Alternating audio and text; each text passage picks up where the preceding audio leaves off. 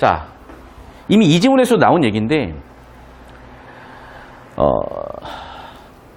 이 글은 정말 중요한 지문인 이유가 원래 제가 이미 그 BIS 지문이 출제된 이후로 또 경제 지문이 나오긴 쉽지 않다고 본 이유가 이미 경제를 거기까지 다뤘는데 뭐 경제 위기 올 것도 아니고 문제 있겠어? 라고 생각했던 게 딱 9년도죠.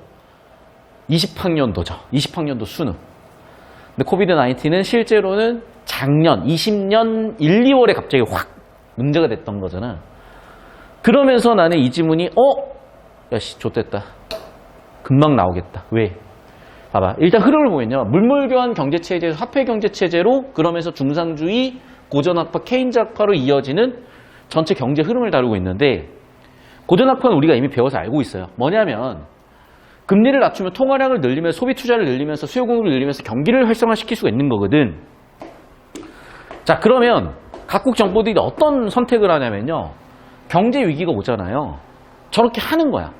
근데 저거를 계속 겪었어요. 우리나라는. 세계도 겪었어요. IMF 때도 겪었죠. 2008 리먼 때도 겪었죠. 그럼 이미 사람들 머릿속에 학습이 돼 있어. 그럼 지금처럼 코비드-19이 오잖아요. 그럼 사람들은 어떻게 하냐? 계산을 하는 거야. 예측을 하는 거야. 어떻게? 경제위기가 왔으니 정부는 통화량을 늘릴 거야. 문제는 통화량을 늘렸다고 해서 좋은 게 아니라 금리를 낮춰서 돈을 쉽게 땡겨 쓸 수 있게 해서 좋은 게 아니라 경제 위기가 왔기 때문이야 라고 예측하는 거예요. 그럼 위기가 왔는데 소비하고 투자하면 나만 박살나는 거거든. 돈을 쓰겠어 안 쓰겠어? 옛날에 썼어요. 몰랐으니까. 이제는 안 써요. 그럼 뭐해? 다 돈을 안 쓰고 자산 가격 폭등하는 데가 있겠구나 이미 학습한 거야. 그래서 거기에 돈을 넣는 거예요. 그러면 경제 위기가 왔기 때문에 위험자산에 투기를 하겠어요? 안전자산으로 가겠어요? 위기가 왔을 때는. 당연히 안전자산이지. K 안전자산이 뭐야? K부동산. 강남부동산이야. 실화다 얘들아. 내가 살고 있는 집이 그래서 19년에 들어왔는데 2년 지난 이 시점 5억짜리가 10억이 된 거예요. 자 봐봐. 집주인은 나가래. 그 돈으로 나 갈 데가 없어요. 그럼 나가 뒤지게 생긴 거야. 근데 잘 들어. 중요한 게 뭐냐면 우리 외부성 지문에서 상호성 기억나죠? A한테 이득이면 B한테는 손해라니까. B는 자산가치가 이러고 있는데 A의 자산가치가 이렇게 띄어버리면요. 이거 놔두면 B는 나가 뒤질 수밖에 없는 거야. 자, 그러면 이제 B는 이거를 따라잡아야 되는데 5억, 10억이 어디 있어요? 그러면 소액으로나마 이 자본 생산성을 따라갈 수 있는 방법.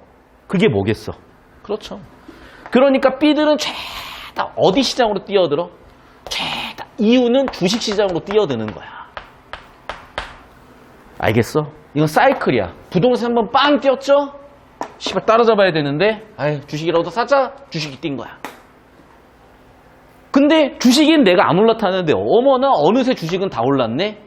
이제 살려고 했더니 고점 갔네. 어떡하지? 주변에 들려. 야, C라는 애가 코인으로 벌었대. 야, 씨발 코인으로 이렇게 벌고 있는 거야. B인 나는 어떻게 해야 돼 그러면 이제. 또는 자 봅시다. B는 주식을 해가지고 B도 이렇게 따라잡았다고 칩시다. 그럼 옆에 여러분이 D로 존재하는 여러분이야. 여러분 D는 이러고 있는 거야. 근데 이미 A, B는 다 올라갔고 코인으로 돈 번 사람이 있다네? 그러면서 뒤쪽이 이제 코인으로 다 몰렸던 거지. 원래 코인이 나는 출제되기 어렵다고 본 이유 중에 하나가 뭐냐면 이게 제도권 화폐로 산입될 수가 없어요. 왜냐하면 각국 및 중앙정부들이 이걸 가만두려고 하진 않거든. 처음 등장했을 때는 이걸 통제하는 방법을 못 찾다가 시간이 많이 지났다나 이제 통제를 하는 거야. 그래서 미국 같은 경우에도 코인이 뭐 $10,000인가? 그 이상 거래를 하게 되면 무조건 신고하게 돼 있어요. 즉 코인의 유통과 거래마저도 이제 제도권으로 넣겠다는 얘기거든. 왜? 사람들이 하도 믿어버리니까. 화폐라는 게 사실 진짜 가치가 없어. 봐봐. 금이야. 그럼 그거 어디다 쓸래? 보고만 있어도 배가 부르니? 근데 금이 어떤 가치를 갖고 있는 거, 우리가 금이 가치가 있다고 우리 스스로 믿고 모든 사람이 합의를 했기 때문이잖아요. 10,000원짜리 한 장도 10,000원만큼의 가치가 있다고 국가가 인정을 하고 우리가 그 국가 안에 살면서 합의를 했기 때문인 거잖아. 약속인 거야. 10,000원은 10,000원만큼의 가치가 있다라고. 즉 많은 사람들이 믿기 시작하면요, 그거는 거짓이든 사실이든 상관없어. 그냥 사실이 돼. 비트코인도 지금 그런 상황인 거예요. 자, 그래서 이제 우리는 이미 결과를 알고 있죠. 자, K부동산 이제 더 이상 안 올라요. K주식 더 이상 안 올라요. 오를 수 있는 건 K코인, 우리 도지야 가자 하고 가다가 이제 지금 한강 갔죠. 약간 농담스럽게 얘기했지만 한 일주일 전인가 갑자기 코인 빠지기 시작했던 날에 우리 집 주변에 새벽에 왜 그렇게 막 앰뷸런스 존나 울리는 거야. 뭐 불났나? 한강이었어요. 한강. 농담이 아니라 한강 많이 갔어. 수온 체크들 많이 하셨어요. 자, 제가 드리고 싶은 말씀은 이겁니다. 예측이 된다니까요. 그래서 3년, 5년 안에 또 경제위기가 오기는 않을 거야. 그런데 우리가 코비드-19 올 줄 몰랐잖아. 보나마나 5년, 10년, 20년 안에 또 한 번 오겠죠. 원래 그래. 재앙이라는 거는 와. 한 번씩 와요, 이렇게. 그때 대응해야지.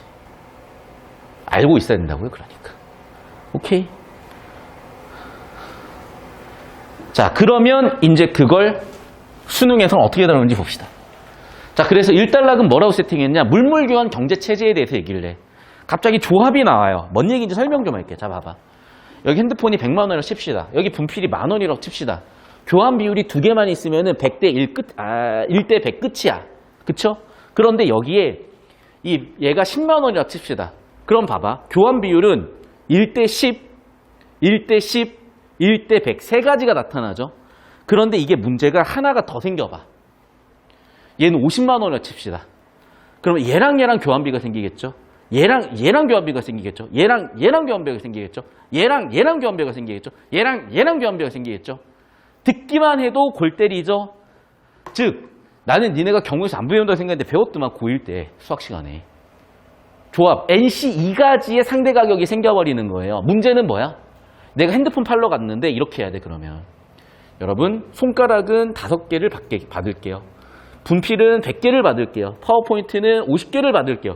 가격표를 뒤지게 많이 써놔야 거래가 되겠지. 거래가 되겠어요, 그래가지고.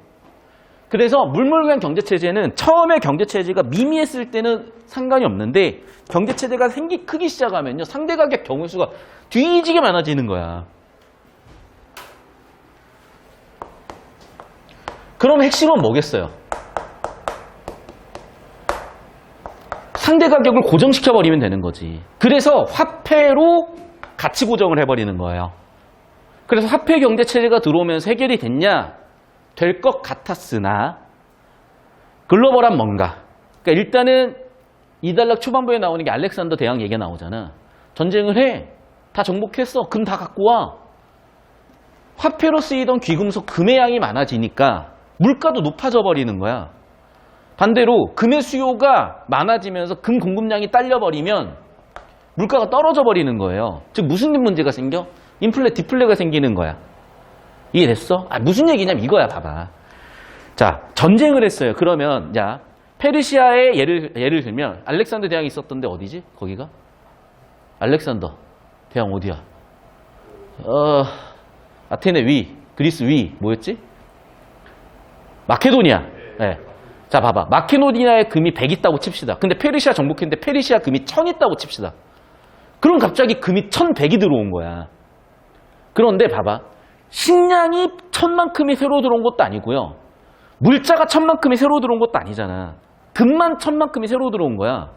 그러면 옛날에는 이거를 살려는 애들이 돈이 없으니까 10개 주고 샀다가 갑자기 10배의 화폐가 생겨버리니까 너도 나도 얘를 사겠다고 가격이 올라버릴 거 아니에요. 물건은 수요를 그만큼 못 따라가고 있으니까. 그러니까 물가가 오르는 인플레가 나타나기도 하고 디플레가 나타나기도 한다. 그걸 모르다가 화폐 수량설이라고 보딘이라는 아저씨가 하나의 설을 세웠고 뭐냐? 화폐와 물가가 비례한다는 거예요. 화폐가 많아지면 물가도 오르고 화폐가 적어지면 물가도 떨어지더라라는 화폐 수량설을 얘기하다가 어라 해서 봤더니 고전학파라는 애들이 나오는데 그 배경이 뭐냐면 중상주의 때문에 나온 거야. 자, 중상주의는 어떤 애들이냐? 상업을 중시했겠잖아요. 그 상업을 중시했다는 게 왜 그러냐? 그 당시 국가의 힘, 국가의 부라고 본 거야. 이유는 뭘 사들여야 배도 만들고 용병도 고용하고 하겠지. 그러려면 뭐가 필요해? 돈이 필요한 거야. 화폐가 필요한 거야. 화폐는 금 귀금속이죠. 그러면 봐.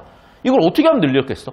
전쟁에서 뺏어 오든 무역을 해서 금을 가져오든 근데 전쟁을 하는 것보단 무역을 하는 게 훨씬 더 리스크가 덜 하겠죠. 또는 훨씬 더 가성비가 좋겠죠. 그러니까 어떻게 되는 거냐? 무역 흑자를 높여가지고 봐. 많이 팔아서 돈을 많이 가져오려고 했겠죠. 금을 많이 가져오려고 한 거야. 그럼 국내 금이 많이 유입돼 버리는데 물자는 그대로니까 물가가 폭등해 버리는 거죠. 금이 많이 들어오니까 화폐 가치는 떨어지면서 상대적으로 물가 가치가 높아지니까 금이 많아지는 화폐가 많아지는데 물가 폭등, 인플레가 생기니까 있는 사람 다 뒤지게 생긴 거야. 그런 중상주의의 문제를 얘네는 지적을 한 거야. 고전학파가. 그러면서 3단락, 4단락에 나와 있는 A는 수학 공식이 나오니까 좀 더 풀 거거든요. 그런데 그거는 사후 정보 처리를 나중에 할 거고 그래서 뭐냐. 고전학파의 주장의 뒷받침을 피셔, 마셜의 교환방정식, 현금잔고 방정식으로 근거해서 고전학파가 주장을 한 거예요. 그러니까 어떻게 주장을 했냐 이렇게 주장을 한 거야. 야, 금리가 떨어지면 통화량이 늘어. 그런데 니네 중상주의처럼 맹목적으로 무역국장만 펼쳐가지고 금만 가져와 봐야 인플레 박살난다니까. 그거 어떻게 하라고? 자, 그런 공식이 있으니까 이걸 이용해보면 경제 위기를 타개할 수 있을 거야. 자, 예를 들면 경제가 침체됐어. 그러면 금리를 낮춰서 통화 조달을 자금 조달을 쉽게 만들어줘. 대출을 쉽게 만들어줘. 즉 통화량을 늘려버려 시중에. 그럼 돈이 많아지니까 소비 투자가 늘고 수요 공급이 늘고 경기도 올라갈 거야. 야 그럼 물가가 너무 오르잖아. 야 그러면 다시 금리를 높여. 그러면 통화량이 줄겠지, 소비 투자가 줄겠지, 수요 공급 줄겠지, 경기는 진정되면 물건도 안정되겠지. 좋은데 잘 써먹다가 어떤 일이 터져요? 대공황이 박살난 거야. 그래서 케인즈가 등장해요. 야 고전학파 니네는 대공황을 만들어낸 거야 이 새끼들아. 너희 지금 대공황이 왜 생긴지도 모르지. 그건 사람들의 심리 때문이야. 심리 때문. 어떤 심리가 있는 거냐? 대비 심리와 투기 심리인 거야. 자 무슨 얘기냐? 경제 위기가 왔을 때 이렇게 한다는 걸 사람들은 이미 알고 있어. 그러니까 돈을 푼다고 해서 소비 투자를 하지 않아요. 즉 대비 심리 때문에 이쪽으로 가지 않는다고요. 통화량 늘렸다고 소비 투자로 가지 않는다고. 야 그런데 돈은 늘었잖아. 그럼 어디로 가는 건 줄 알아? 투기로 가는 거야. 왜? 얘는 가격이 오를 걸 알고 있으니까. 그래서 대비 심리, 투기 심리 때문에 돈이 소비 투자 경기 활성화로 가지 않더라. 그래서 생긴 게 대공황이더라. 그래서 화폐 유통 속도에 문제가 되더라. 야 해결 방법이 뭔데? 너희처럼 통화량 조절하는 정책보다는 적자 재정, 확자 재정책, 즉 뉴딜 정책같이 정부가 돈을 막 써가지고 부양해야 돼. 돈을 풀어서는 안 돼. 정부가 직접 돈을 써야 되는 거야 라고 흐름을 일단 잡아놨어요. 이해되셨습니까? 한 장면 한 장면 1분 1분 잡아주세요. 그래서 보시면 알겠지만 제가 아까 얘기했었죠. 4페이지에 컬러로 된 거 쭉 경제 파트를 훑어보시면 이 내용에 싹 흐름이 연결돼. 그리고 심지어 보면 알겠지만 화폐 경제체제의 시초부터 다 다루고 있어요. 난 이거 되게 중요하게 나올 거라고 예상이 들었는데 더군다나 코비드-19 때문에 이미 우리는 답을 봤어. 강남부동산 터졌어. 주식 터졌어. 코인 터졌어. 문제는 뭐냐면 강남부동산이야 올라서 고점에서 유지고 주식도 올라서 고점 왔다 갔다 하는데 코인은 막 씨발 도지코인 막 800원 갔다 지금 400원 한강 가게 생겼다고 진짜로. 그러니까 알고 하셔야 돼요. 알고 제발. 옆에 뛰니까 나도 뛰면 다 같이 뒤지는 겁니다. 제발 좀. 얼마나 평가원 친절해. 이거 다 설명해 주는데. 야 생각을 해봐요. 경제학자들이 딱히 이런 걸 열심히 여러분한테 가르치려고 할까? 투자자들이 야 너도 이득이고 나도 이득일 수가 없다니까. 왜? 상호성. 기본적으로 상호성이 있기 때문에 이런 어떤 원리 원칙들을 누가 설명을 하려고 하겠어요. 왜? 남들은 알면 나한테 손해거든. 남들 이득이면 나한테 손해거든. 근데 참 그래서 평가원 교수님들 존경하는 거야. 여기까지 잡히셨죠? 이해되셨죠? 자 그럼 이제 지문을 같이 한번 또 뚫고 문제도 한번 가보도록 하겠습니다. 저번 주랑 달리 우리가 지문부터 뚫는 이유는 뭐냐면 얘는 약간 사설틱하다 보니까 어떤 문제가 있냐면 여러분이 처리했던 정보가 이렇게 정리되는 게 잘 납득이 안 될 수가 있어. 그래서 제가 지문 뚫으면서 이렇게 납득을 한번 시키고 할 거예요. 자, 어떤 상품의 가격은 본질적으로 다른 상품과 교환되는 비율로 할 수 있다. 자, 일단 상품 가격에 대한 정의 같거든요. 뭘 얘기하고 싶은 거지? 이 비율은 오케이 비율이 주제야. 가격이 비율이 주제야. 고정적인 것이 아니고 상대적인 성격을 지닌 것이기 때문에 상대 가격이라고 한다. 자, 이 가격, 이 비율은 상대적이야. 물물 교환을 하는 경제체제에서는 자, 이렇게 그냥 씁시다. First. N개의 상품이 있으면 N에서 2개를 뽑는 조합만큼, NC만큼의 상대 가격이 존재한다. 상대 가격이 존재한다. 그게 뭐 어쨌다고. 이런 경제체제는 상품의 수가 많아져 버리면 작동하기 어려워진다. 문제가 되네. 해결해야지. 그래서 인간은 화폐를 도입을 했다. 즉, 상대 가격이 문제였으니까 고정시켰다. 됐습니까? 사진 찍어 올려주세요. 빨리빨리 따라오세요. 모두 화이팅입니다. 여러분 힘들 때 힘을 더 내셔야. 여러분 슬럼프 갔을 때 더 하는 거야.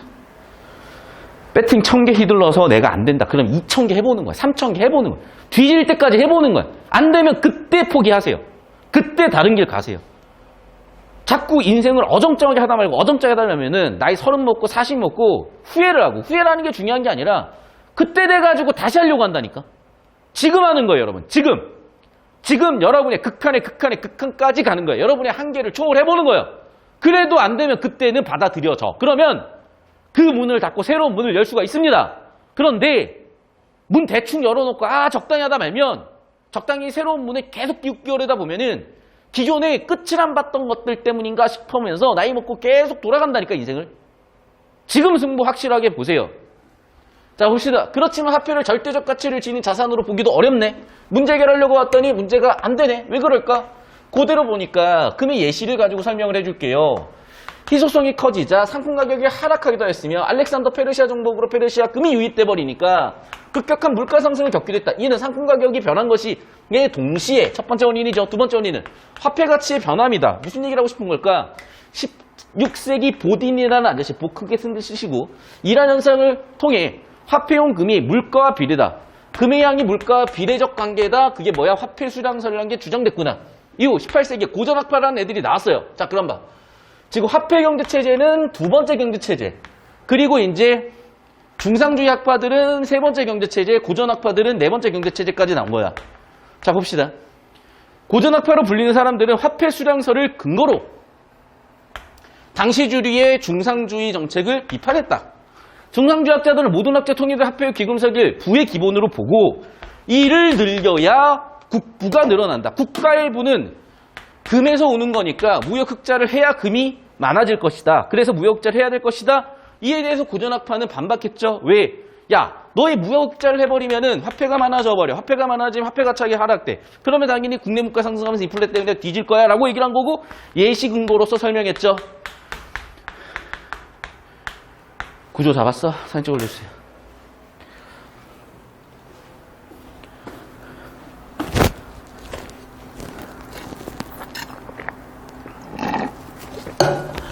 음에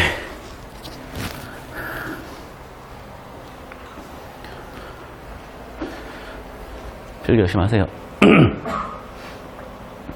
여러분 화이팅 하십시오. 뒤질 때까지 해보는 거야. 뒤질 때까지. 그래서 안 되면 그때 포기야. 제발 어정쩡하게 대충, 애정쩡하게 대충. 제발 하지 마. 인생 그렇게 살아가지고는 답 없어요. 승부 봐야 돼. 됐죠? 여기까지? 계속 봅시다. 고전학파의 화폐 수량설을 거시정책 관점에서 지지하는 것이 피셔의 교환방정식인데, 자, 니은 피셔의 교환방정식, 얘도 근거가 되는 거죠. 자, 보니까 경제체제 내에서 어느 정도의 통화량이 필요한지 나타내는 것인데, 통화는 여러 번 사용될 수 있는 명목 GDP라는 개념은 통화량과 통화속도 간의 유통속도 간의 곱이다. 자, 근데 이렇게 밑줄 치면 하나도 이해 못하거든. 옆에다 그래서 여러분은 명목 GDP 쓸 건데, 내가 하나 팁을 드리자면, 봐봐. 얘는 지금 수학이 아니잖아. 공식이 있는데 그럼 어떻게 하라는 거야? 이걸 국어적으로 처리하는 거거든요. 제일 좋은 방법은 여러분 표 그리는 거예요. 그래서 표를 그릴게요. 자, 먼저 그래서 자 봅시다. 명목 GDP라는 놈은 뭐랑 같아? 뭐 곱하기 뭐? M 곱하기 V랑 같아. 자, M은 뭐예요? 통화량. V는 뭐예요? 유통속도, 통화 유통속도. 이렇게 공식도 쓰고 언어로도 쓰시라고. 이거 수학 힘들어하는 학생들 되게 도움돼요. 여러분이 수학 공식 같은 경우에도 예를 들어볼게. 수열에서 이렇게 외우는 것도 도움이 되지만은 여기다가 야 이건 일반항이야. 야 이거는 첫항이야. 야 이건 항수야. 야 이건 공차야. 이런 의미들을 알고 있는 게 훨씬 도움이 되는 경우들이 있어요. 그래서 다시 한번 얘기하지만 뭐 수학 시간 아니니까 수능 국어에서 수식이 나왔을 땐 저렇게 언어적으로도 꼭 병기하세요. 같이 쓰시라고 둘 다. 저기다 수식으로 야 명목 GDP MV라고 쓰면 야 M이 뭐였지? V가 뭐였지? 또 이지를 하고 있다니까. 계속 봅시다. 명목 GDP는 물가 수준과 모든 재와 서비스의 총거래량의 곱이다. 써 옆에다가. 근데 아까도 얘기했지만 어떻게 다 쓰시라고 말까지. 그러면 얘는 다시 뭐라고 바꿔 쓸 수가 있는 거예요. P 물가 수준 곱하기 뭐요? 총거래량. 아씨 이거 넘어가 버렸네. 자 일단 여기까지 쓰고 MV는 PT로 표현되는데 T는 실질 중미소득과 대체로 일치하기 때문에 자 그냥 여기다가 PV라고 쓰고 실질 국민소득이라고 제가 밑에다 그냥 써놓을게요. 이렇게 나중에 그리고 문제 풀 때 좀 이따 자세히 쓰고요. 됐죠? 자 이렇게 공식이 나오고 나서 피셔는 V가 구조도 제도적으로 결정되는 것이므로 뭔 소리인지 모르겠습니다. 구조가 뭐고 제도가 뭔지도 모르겠어요. 대체로 안정적이고 T는 기술력 고솔 같은 통화량 영향을 받지 않는다고 보았다. 자 일단 인과관계가 있기는 해. 근데 필요하면 나중에 발췌도 하시면 될 것 같다. 결국 하고 싶은 얘기는 뭐야? 아 통화량은 물가 수준과 비례관계구나. 아까 얘기했었던 일로 와. 화폐 수량설 통화량과 물가는 비례하는구나. 통화량과 물가는 비례하는구나. 결국에는 교환방식 역시 통화량과 물가는 비례하는구나. 뭐 그 얘기를 하고 싶은 것 같아. 일단 사진 찍어 올려주시고 여기만 사진 찍어 올려주세요. 저쪽은 나중에 또 필기하면서 필기 미리 해놓은 거야. 문제 풀려고. 20초 더 드립니다.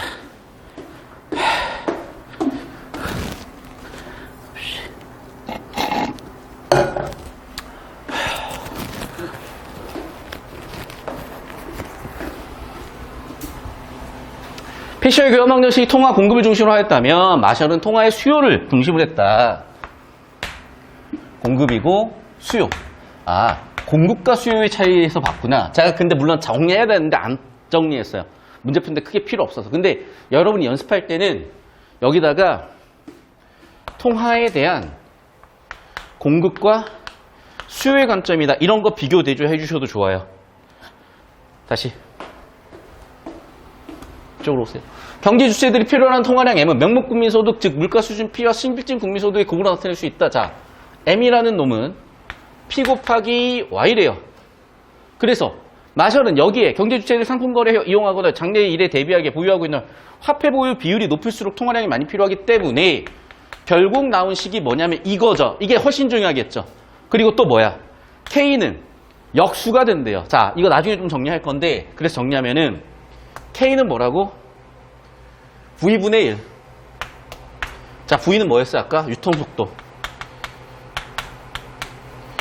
그 다음에 K는 화폐 보유 비율.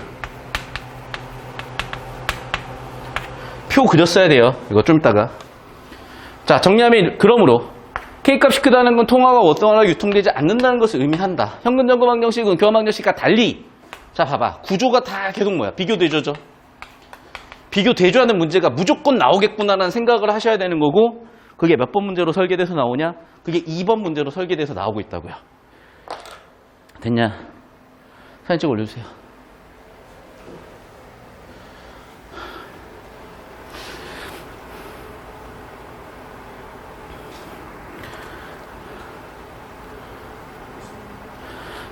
자, 그러니까 옆에다가 수학 공식 같은 것도 쓰고 정리하면서 가는 건데 결과적으로 나중에 문제에서 필요로 했을 때의 형태로 다시 한번 정리해야 되는 거라서 일단 옆에다 좀 끄적이듯이 필기한 거고 나중에 다시 한번 2번 문제 풀기, 3번 문제 풀기에서 필요한 내용들은 3번 문제 아래에다가 뭐 정리하든지 뒤쪽에서 정리해서 끌고 오든지 할 거예요.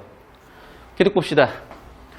피셔와 마셜 방정식은 통화량 조절의 수단이 있다면 물가 경기를 조절할 수 있다는 것을 시사한다라고 하면서 어떤 장점 같은 거라고 볼게요.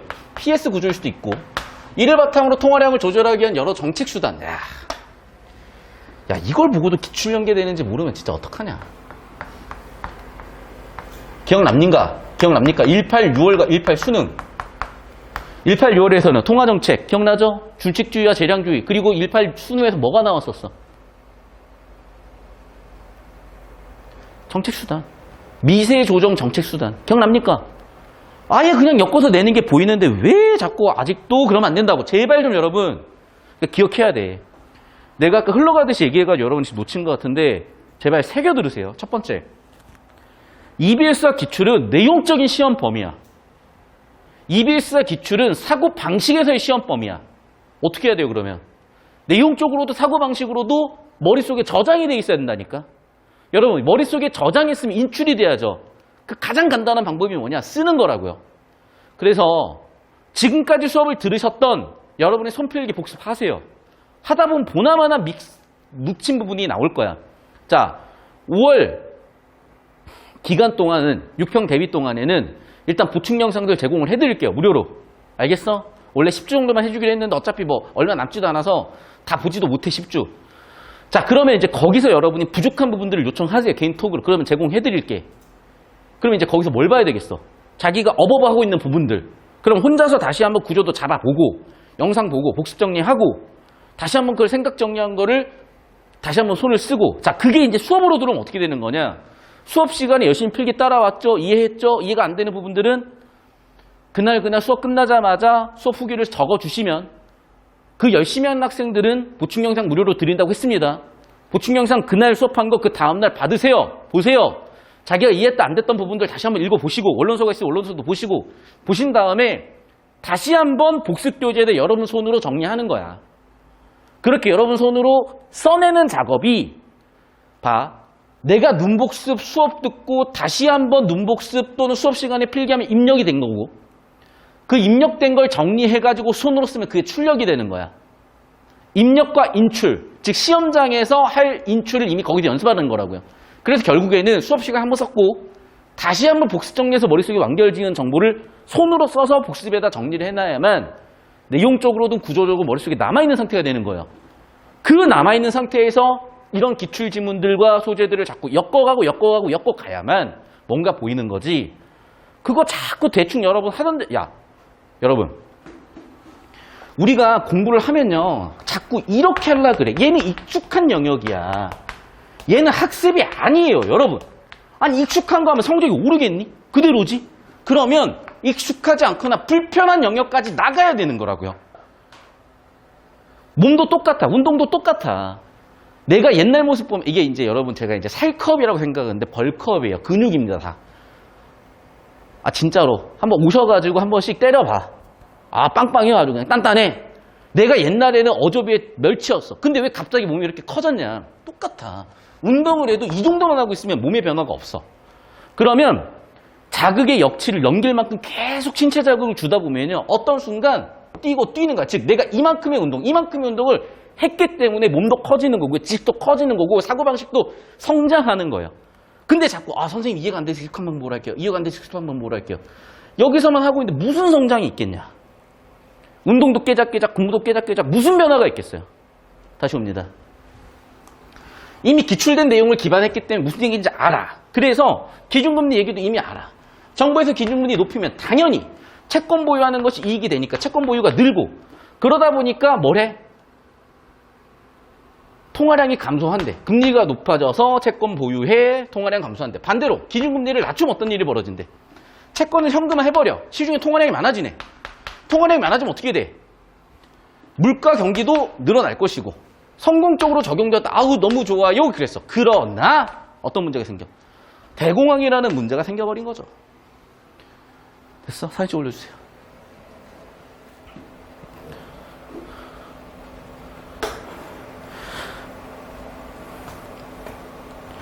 여러분이 코인 하기 전에 꼭 봐야 되는 수능 지문으로 올라가면 되겠다. 10초 더 드립니다.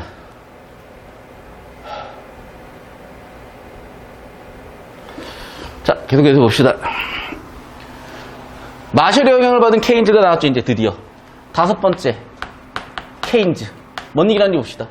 경제 주체를 화폐 보유 동기 때문에 그 문제가 발생한 거다.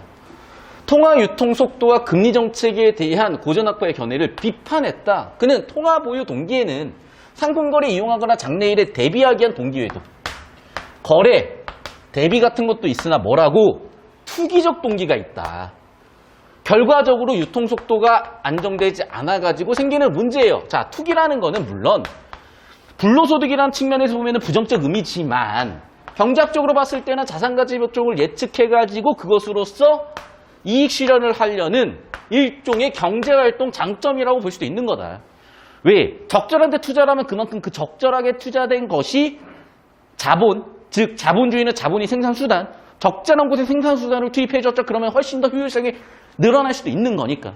고준학파 이론에 따르면 기준금리를 낮춰가지고 통화량 늘려서 물가가 상승하고 경기가 활성될 수 있다고 얘기를 했으나, 그러나 케인즈는 기준금리가 지나치게 낮아버리면 더 이상 낮출 수도 없고 사람들이 어떻게 한다는 거야?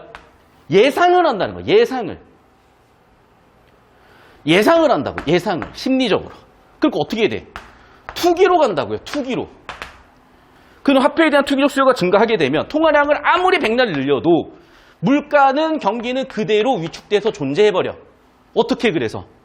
따라서 이런 문제가 있으니 확장적 재정정책을 쓰다. 예를 들면 뉴딜 정책 쓰자. 예를 들면 돈 좀 써라. 예를 들면 적자 재정해라. 사진 찍어 올려주세요. 여러분 다 아시죠? 다 아시죠? 다 들으셨어요? 언제? 우리 고객님들 여태까지 거의 20주 가까이 수업 들으면서 경제에서 다 정리했던 겁니다. 그게 이렇게 EBS로 사설로 앞으로 수능에 출제될 수 있는 예상 지문들이 엮어서 출제될 수 있음을 제발 견제하시고, 그래서 여러분이 아니 국어 수업을 제 수업만 듣진 않을 거 아니에요. 제 수업만 들어보진 않았을 거 아니에요. 인강도 들어보고 뭐 학교 수업도 들어보고 비교를 해보시면 알잖아. 교재도 봤을 거 아니에요. 야 마다리고 매산비고 보세요. 난 그거 보든 말든 상관없어 솔직히 얘기하면. 근데 보면 알아야지 뭐가 문제인지. 아시죠 무슨 얘기인지? 좋습니다. 이쪽으로 쭉 한 장면에 10초씩만 잡아주시고 지문으로 다시 오겠습니다.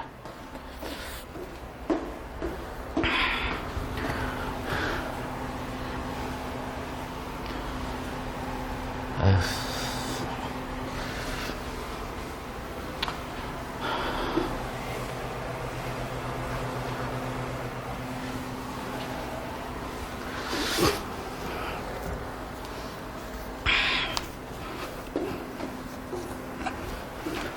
자, 하루 문제 풀겠습니다. 여러분 봅시다. 윗글을 읽고 추론 내용을 가장 걱정한 것은 뭐 추론이고 나발이고 간에 일단은 얘는 주제 구조 잡고 가시라 그랬습니다. 금을 화폐로 사용하는 두 번째 경제체제에 대한 얘기인 거죠. 금의 수량을 일정 유지하려고 했으나 안 됐죠. 화폐제도가 정착이 되면서, 그렇죠.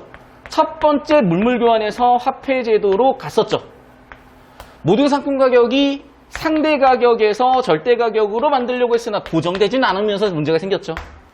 부동산 가격 하락을 예측하고, 투기 얘기인데 투기? 투기네? 맞는 것 같은데 정의? 그런데 부동산 가격 하락, 야 예측해서 이익 얻는 행위잖아. 이게 이익 얻는 행위인가? 일단 모르겠으면 보류. 근데 일단 확실하게 틀려요. 정부에서 기준금리를 인하했어. 통화량 늘리려고 하는 거야. 아니 통화량을 늘리다니까. 통화량을 늘리고 싶은 거면 화폐는 당연히 가치가 떨어지는 거죠. 3번 선제. 국내 물가가 급락하는 시기. 자 봐봐. 물가가 박살났으면 당연히 어떻게 해야 돼?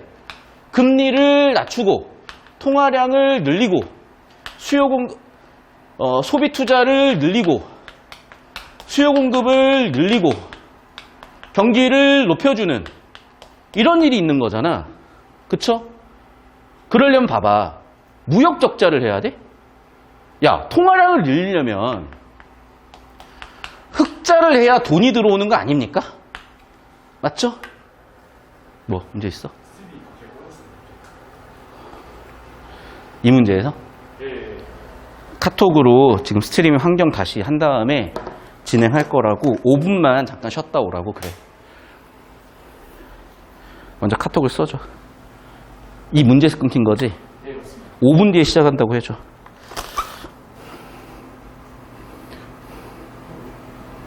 다시 해봐. 야, 다 껐다가 다시 켜봐.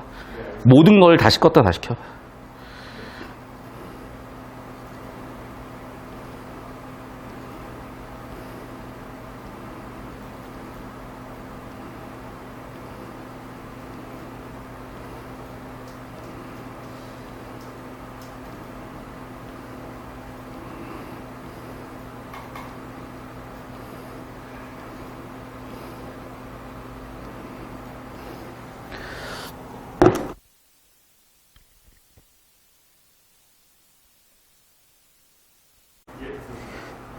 여러분 잘 들리죠? 혹시 스트림 환경 좀 문제 있으면 바로 얘기해 주세요. 1번 선지부터 다시 설명을 할 건데 일단 다 들어와야 설명하는 거니까 다들 들어오시고 카톡에도 써주세요. 다들 들어왔는지 확인 좀 해달라고. 아직 못 들어온 사람 확인해달라고.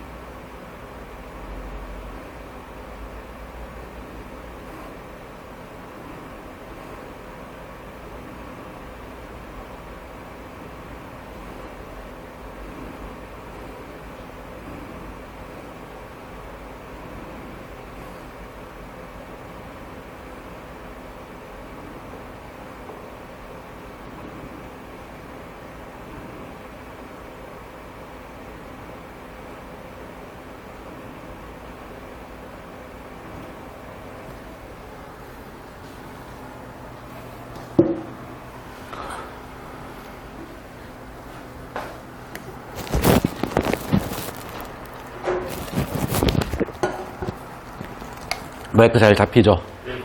아.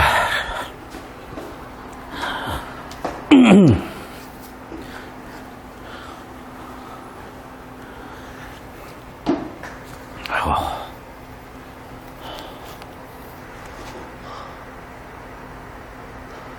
6월이 얼마 안 남았네요. 아까도 얘기했는데 여러분 이제 모의고사 기간 받으신 거 최소한 6평전에 3회 이상은 꼭 실전 연습하시고 실전 풀 때 어떤 마음가짐, 이후에 어떻게 활용해야 되는지 이런 것들 일단 수강생들 기준으로 유튜브 영상을 오늘 나를 새사라도 찍어 놓고 보내줘야 될 것 같다. 그래야죠. 열심히 하고 있습니다, 여러분. 정말로 진심으로. 제가 이제 당연히 고3 때 재수할 때 열심히 했겠지. 진짜 아침 7시 정도 일어나서 바로 이제 저는 일어나자마자 그냥 단어 외우기 시작했어요. 일어나자마자 머리맡에 단어장 놓고 외우면서 단어 한 5개, 10개씩 머릿속으로 계속 되뇌이면서 샤워하고 밥 먹으면서 단어장 보고 재수학원 가고 또는 학교 가고 가면서도 계속 이동하면서 단어 외우고 자투리 시간에 계속 단어 외우고 그래서 아침 자습부터 해가지고 밤 10시까지 하는 건 기본이고 내가 그때 내 스스로한테 다짐한 게 있어요. 내가 당장은 전국 1등은 아니지만 그만큼 그 벌어진 간격을 따라잡으려면 방법은 딱 하나다. 노력과 집중력에서는 전국 1등 하자. 그런 마음으로 살았어요. 그래서 진짜 아침 7시부터 시작된 일정이 10시, 11시까지 계속되고 근데 잠은 줄이진 않았어. 그래서 한 8시간은 꼭 자고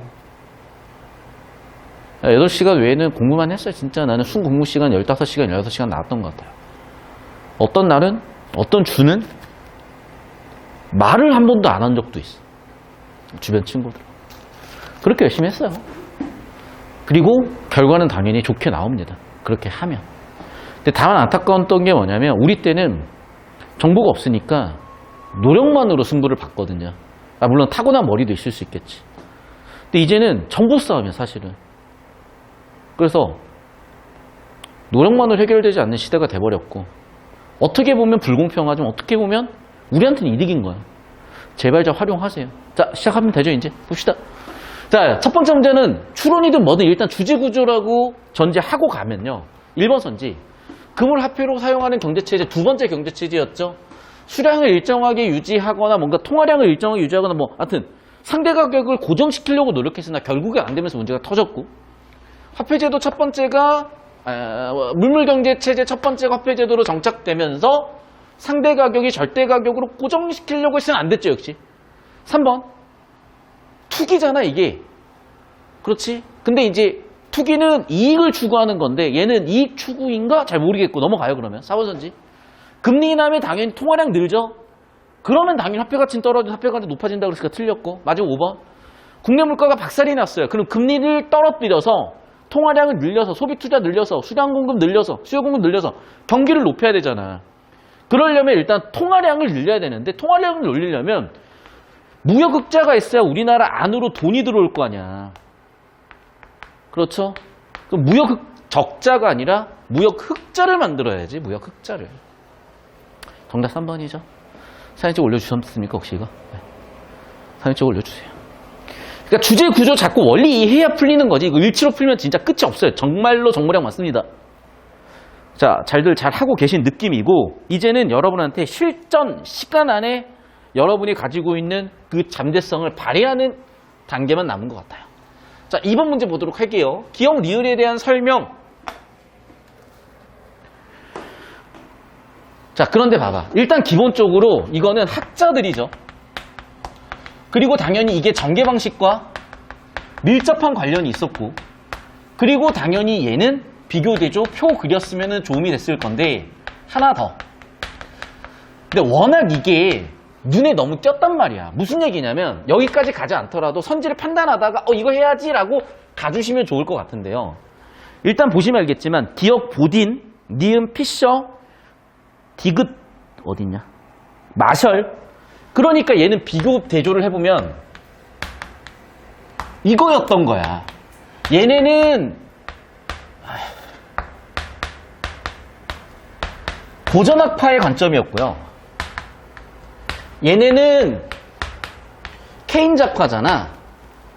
그러면 얘네가 다른 생각을 하진 않았거든. 그리고 계속 반복됐던 말이 뭐야? 통화량이 늘면 물가도 높아진다라는 비례관계를 계속 얘기했던 애들이야. 왜? 중상주의에 대한 비판이 돼야 되니까. 그럼 봐봐. 달리가 틀렸죠. 무역흑자 했더니 인플레이션 초래했다. 그래서 이놈들아 중상주의 물러가라 했던 거죠, 지금. 그런데 뭐가 틀렸다고? 네, 내용이 틀린 게 아니라 구조가 틀린 거라고요. 달리가 아니라 다 똑같이 였다고. 정답 1번 됐습니까? 사진 찍어 올려주세요. 그러니까 주제 구조 잡는 게 핵심인 거예요, 여러분. 항상. 자꾸 그걸 안 잡고 일치로 왔다 갔다 연습 좀 제발 그만. 제발 그만. 아시겠죠? 그러니까 학교에서 진짜 귀가 뚫릴 정도로 그렇게 봤을 거고 해설지마다 귀가 뚫릴 정도로 눈이 뚫릴 정도로 그렇게 하고 있더라도 99.9%가 그러고 있다고 여러분이 99.9%가 돼버리면 상위 1%가 0.1%가 될 수가 없습니다. 아시겠어? 상위 1%가 되시려고 해야지 왜 나머지 99%가 하는 걸 그냥 아무 생각 없이 따라가고 있냐고. 1%가 전 세계 부의 60%, 70%를 가지고 있어. 1%로 살래? 나머지 99%로 살래? 당연한 거 아닙니까? 그럼 1%의 방법으로 가야지. 나머지 99명이 아니라고 해도 나는 1%야. 이런 마음가짐. 계속 갑시다. 3번. 이거 이제 공식 설명하는 거거든. 나중에 풀게. 좀 이따가. 자, 4번 문제 봅시다. 보기 상황에 대한 반응 적절성. 자, 경기가 박살났죠? 당연히 금리 낮춰가지고 통화량 늘리려고 하겠죠? 야, 그런데 이미 빵 퍼센트야. 더 이상 낮출 금리가 없어. 그럼 어떻게 돼? 이런 결과가 벌어져 버렸네. 자, 이 문제의 원인이 뭐예요? 케인즈가 얘기했지. 뭐라고? 사람들이 심리. 대비 심리도 있고 투기 심리도 있는 거고 예측도 한다 그랬었죠.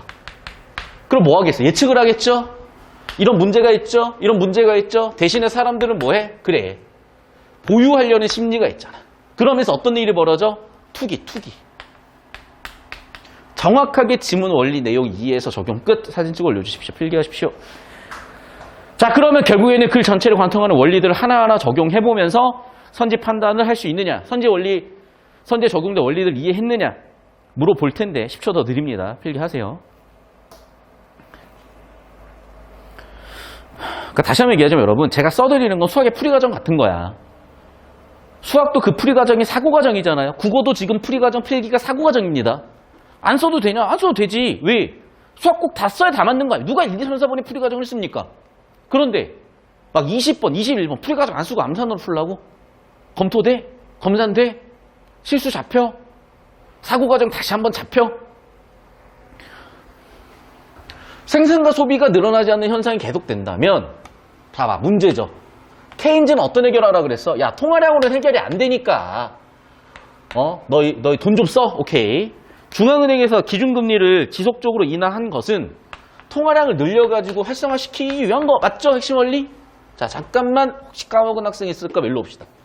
금리 낮춰서 통화량 늘려 소비 투자 늘려서 수요공 늘려서 경기 활성화시키고 물가도 높아져 버리는 문제 생기면 반대까지 가서 고전학파의 통화 정책을 쓰고 있었더니 대공황이 왔다. 왜 왔냐? 사람들이 경제 위기 왔을 때 정부가 돈을 써버리면 정부가 돈을 풀면 통화량 늘리면 이거 위기 때문인 건데 투기 심리가 발동을 하고 대비 심리가 발동을 하면서 유통 속도에 문제가 생기면서 통화량을 늘리는 게 소비 투자로 같이 않고 투기로 가버리더라. 야, 그럼 어떻게 할래? 통화량 조절보다는 적자 재정 또는 확장 재정책을 써서 돈을 써라. 정부가 직접 써라.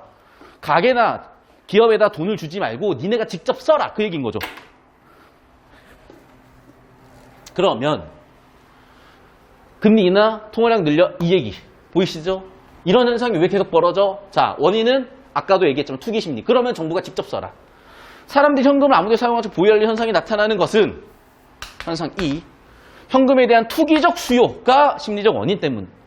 계속된 금리 인하에도 불구하고 기업들이 현금 부족 현상을 겪는 이유는 원인은 통화가 원활하게 유통하지 못했기 때문. 정확하죠? 사람들이 투기로 가버리니까. 돈을 안 쓰고 보유하고 예비하고 대비하고 투기로 가버리니까. 중앙은행의 금리 정책은 물가 상승을 유발하고 맞는 얘기인 것 같은데? 근데 봐. 이게 틀렸죠. 물가 상승 때문에 소비 투자가 위축된다고? 지문 어디에 나왔는데? 정답 5번 끝. 됐습니까?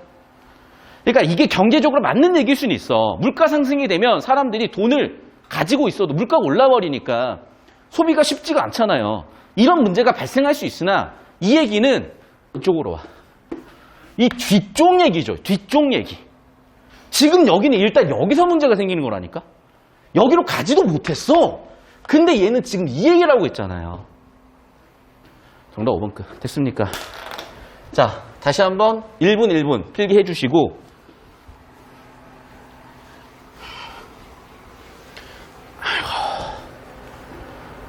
필기해 주세요. 1분 1분. 그 공식으로 푸는 문제 공식 풀 거거든. 자, 그래서 3번 문제 풀 거니까 필기 다 끝난 사람은 오늘 수업 내용 쭉 복수하셔도 되고 3번 문제 다시 한번 보셔도 돼. 지금 여기 찾고 있니? 두 번째. 아, 오케이.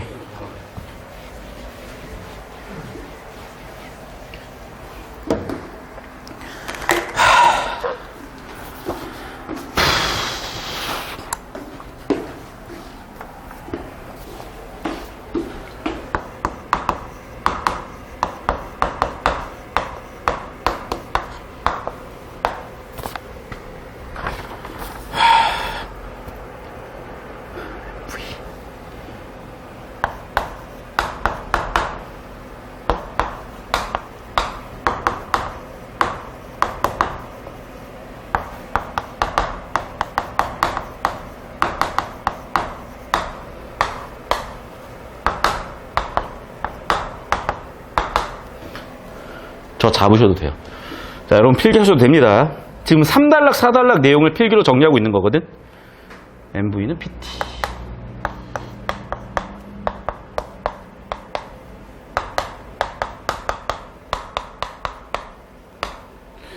P는 물가 수준. T는 총 거래량. 근데 얘는 다시 한번 P 곱하기 Y로 쓸 수가 있고 P 곱하기 Y로 쓸 수가 있고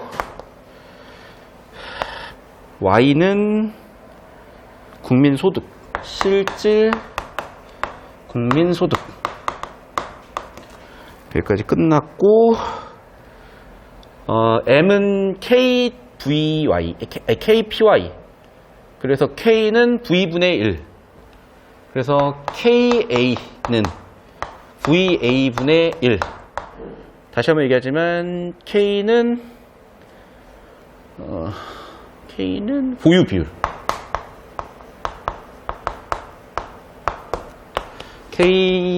KB는 VB분의 1. 자, 이제 이거예요. 오케이? 자, 내가 이렇게 다 쓴 이유는 여러 선지를 쭉 보시면 알겠지만 특히 보기를 보시면서 판단을 했었어야 되는 부분이거든. 잘 봐요. 지금 보기에 나와 있는 게 뭐냐. 명목 GDP 물어봤죠. 통화량 물어봤죠. 그리고 물가 수준을 물어봤죠. 그럼 봐봐. 명목 GDP는 통화량 곱하기 유통 속도니까 보나마나 유통 속도가 비어 있다는 거는 얘를 물어볼 확률이 크죠. 두 번째, 실질 국민 물가 수준이 같다 그랬잖아. 그 물가 수준 PA니까 PA 관련된 공식도 물어보겠죠, 당연히. 그리고 사달락 내용은 K, 보유 비율에 대한 건데 얘도 언급은 없지만 그런 물어볼 가능성이 생겼다는 거야. 그럼 여러분 끝났어요. 잘 봐봐. 지금 A의 명목 GDP는 얼마예요? 80조 달러. 80이라고 쓸게요. B의 명목 GDP는 얼마예요? 40조죠? 자, 통화량은 얼마였어? 20조, 20조. 끝났네. 그럼 봐. 초등학교 2학년, 아니 3학년 산수시간 2개 곱해서 80 나오려면 유통속도 V는 4죠. 2개 곱해서 자, 이제 집중해. 이제 읽어. 자, 봐. 40 나오려면 유통속도는 2죠. 그럼 봐, 당연히. 얘는 자, A의 유통속도는 4. 둘은 2배 차이. 1번 선지 봐. 평균 4회 사용되었다. 1번 선지 끝이죠. 유통속도는 2배다. 2번 선지 끝났죠. 이걸 틀린다고? 표 그리라고. 공식 쓰라고. 언어적으로도 쓰라고. 제발 좀. 이 쉬운 걸 왜 안 하세요? 자, 그 다음에 3번 선지 보세요. 우리 고객님들. 통화 보유 비율 물어봤습니다. 통화 보유 비율. V분의 1이죠. 얘는 그러면 4분의 1이 K고요. 얘는 2분의 1이겠죠. 자, 초등학교 3학년 분수시간. 얘가 더 크죠? 정답 3번. 3번 선지도 괜찮죠? 보유 비율은 B가 더 크죠? 4분의 1하고 2분의 1 비교할 줄 알죠, 여러분? 초등학교 3학년, 4학년. 자, 그리고 4번 선지. 명목 GDP는 2배, 맞죠? 그런데 뭐 물어봤어? 실질 국민소득. 실질 국민소득은 얘로 구해야 되는 거죠? 그럼 봐봐. 물가 수준 확인해야 되는데 보기에 나왔죠. 물가 수준은 어떻대? 같대. 그럼 봐봐. 지금 같은 놈 곱하기 YA, YB를 했더니 얘는 80이 나와야 되고 얘는 40이 나와야 되잖아요. 그러면 당연히 얘랑 얘는 8대 4겠죠? 2대 1이겠죠? 근데 몇 배래? 4배래? 2배라니까. 정답 4번. 됐어요. 이거 하나씩 선지 따지면은 공식을 4번 써야 돼, 이거를. 관계를 자꾸 써서 하나 털고, 자꾸 써서 하나 털고, 자꾸 하나 써서 자꾸 그 과정에서 멘탈 터진다고. 왜? 풀이 과정이 존나 많아지니까.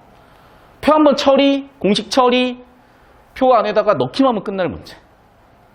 되셨죠?